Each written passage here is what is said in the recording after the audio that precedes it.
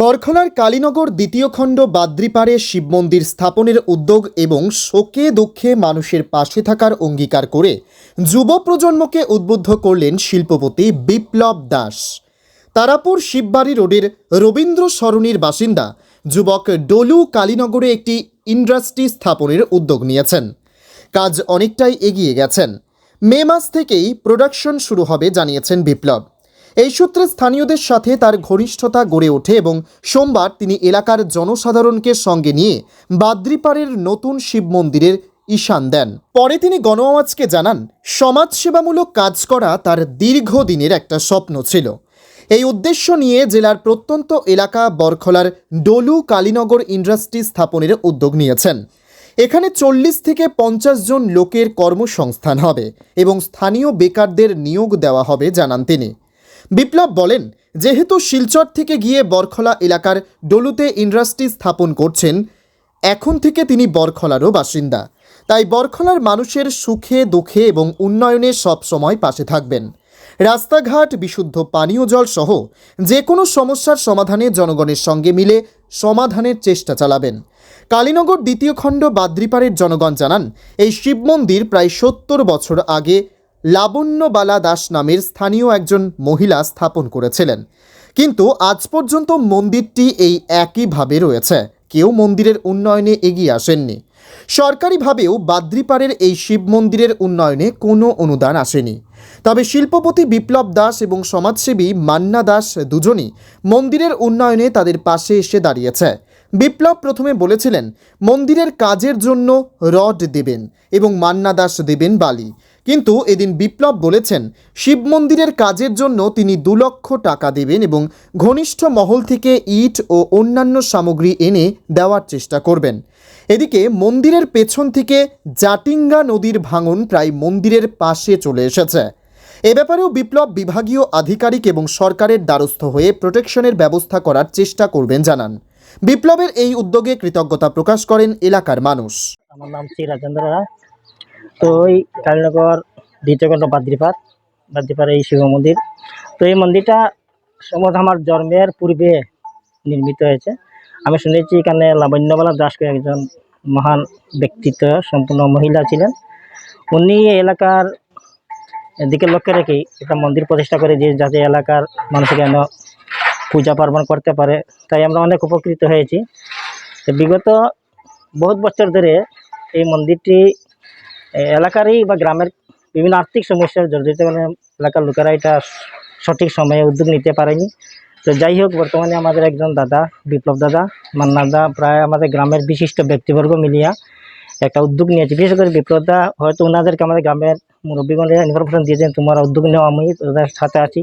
তাই আমরা বিগত 25 তারিখ ধরে, কত তারিখ, 23 তারিখ আমরা এখানে একটি পরিচালক কমিটি গঠন করেছি, যাতে যে যে যে ব্যক্তি পলিটিক্যাল হোক বা ব্যক্তিগত সমাজসেবী হোক, কিছু দান করলে এটা সঠিকভাবে যাতে বাস্তবে এটা কাজে লাগানো যায়, তার জন্য আমরা একটা পরিচালক কমিটি গঠন করেছি সুন্দরভাবে, যাতে এই কমিটি যাতে দানার্তা যারা ব্যক্তি সম্পূর্ণ থাকবেন, ওনারা যে টাকাগুলো দেন তা সঠিকভাবে এখানে বাস্তবে কাজে লাগে, এই উদ্যোগে নিয়ে কমিটি করেছে।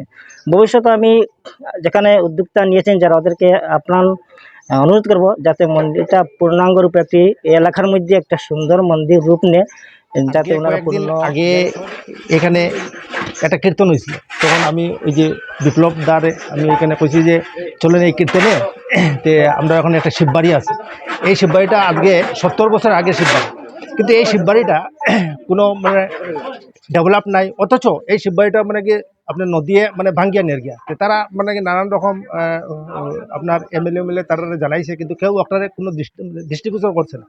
করার পরে তান কইলা যে ঠিক আছে, আমরা সবে মিলিয়ে একটা উদ্যোগ নেই যে আমরা ওখানেও মানে এই শিববাড়িটারে আর মানে কিনারেই আমরা মানে নতুনভাবে আমরা বানাই।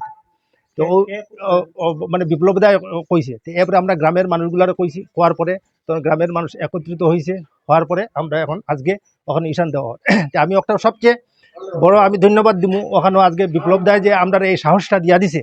আর এরপরে আমি দিয়া দিব যে এই গ্রামের মানুষগুলা যে মানে এই উদ্যোগটা নিছে, তাহলে তারা আমার অন্তরস্থল থেকে তারা বিশেষ করে ধন্যবাদ দিব যে আমরা গ্রামের প্লাস এই বরাকবেলি সবরে আমি ও কথা কইমু, যেখানে এই ধরনের মন্দিরগুলা যে অকেজ হইয়া রয়েছে এগুলা যাহাতে তারা আগামী দিনে তারা নিজের প্রচেষ্টায় যাতে সরকারের দিকে না দেখিয়া নিজের প্রচেষ্টায় যাতে ওটাকে সুন্দরভাবে তৈরি করে ওটা আমি সবার কাছে। আমার নাম বিপ্লব দাস। তো এখানে মানে মন্দির আজকে 70 বছর হয়ে গেছে গিয়া, মানে এটা কোনো কাজ কাজ মানে কি তার ডেভেলপ তো নাই, আর নদী এইদিকে ভাঙ্গিয়াও নেয়। তো মান্নাদাই আমার কইছে যে বিপ্লব তুমি একটা এখানে হাত বাড়াও, তারা সবাইও কইছে আমার যে একটা হাত বাড়াও। এখানে শিব কীর্তন হয়েছিল আর কি, তখন আমি আইসলাম, আইয়া দেখছি যে এই অবস্থা। তো দেখে আমিও তারা কইছি যে ঠিক আছে আমিও যতটুকু পারি তোমরা সাহায্য করবো, তোমরা এটা স্টার্ট করো। তখন তারা সব মিটিং ডাকিয়া কইলো যে না ঠিক আছে বিপ্লব দা তুমি যখন কইছো তো আমরা আরম্ভ করি আর তুমি আমরা লগে থাকবে। তো আমিও তারা রড উড দিলাম, আমি কইলাম আমি যতটুকু পারি মানে আজকে যে ডেটে স্টার্ট হয়েছে ওই ডেটে এটা স্থাপন হইতো আর কি। এর ভিতরে যা করতে লাগে নেক্সট ইয়ার, এর ভিতরে যা করতে লাগে আমি করবো। আর ওই যে নদীর ভাঙ্গন নিয়েও আমি সরকারের কাছে কথা কইমু আর কি, যে কিভাবে এটাকে ঠিক করা যায়। তো ওইটাই আর কি। আর তো বাকি তো সব মিলামিশা করিয়েই এটা করতে লাগবো আর কি। তো আপনি কি এখানে শুনলাম যে একটা ইন্ডাস্ট্রি করতেছেন, এই ব্যাপারে হ্যাঁ, ওইখানে তো আমার কালীনগর পার্ট 1 আমার একটা ইন্ডাস্ট্রি হইতেছে। তো এখানে ওইটাই করতেছি যে মানে গ্রামের যে ছেলেগুলা বেকার যে ছেলেগুলা আছে যাতে কাজ করতে পারে, আগে দিকে তারা উন্নতি করতে পারে, আমার দ্বারাই হোক আর তার কর্মের দ্বারা হোক, যেভাবেই হোক আর কি। ওইটাই আমার। 70 বছর হয়েছে আমার শিশু টান টান ইচ্ছা মতো মন্দির মানে ইয়ে দিছে, ছেলে মেয়ে আসলো ওই মন্দির হয়েছে। তো এদিকে নদী ভাঙ্গিয়ে নেওয়া যায়, এই ব্যাপারে আপনারা প্রশাসনের কাছে সরকারের কাছে কোনো আবেদন জানাইছিলাম? না, এই মন্দির ডেভেলপ 70 বছর আগে মন্দির বানাইছেন, এখন পর্যন্ত মন্দির ডেভেলপ না এটা তো হয়েছে না। এই ব্যাপারে কিছু কইবা আপনারা? হ্যাঁ বাবু দেখো অবয় দাবি জানাইছিলাম মন্দির ডেভেলপ। এটা আমরা দাবি জানাইছিলাম স্যার, যে আমরা এমএলএর কাছে মিসবাউল লস্কর, তাই তো কোনো গুরুত্ব দিচ্ছেন না, আমরা এটা ওই রকম রয়ে গেছি।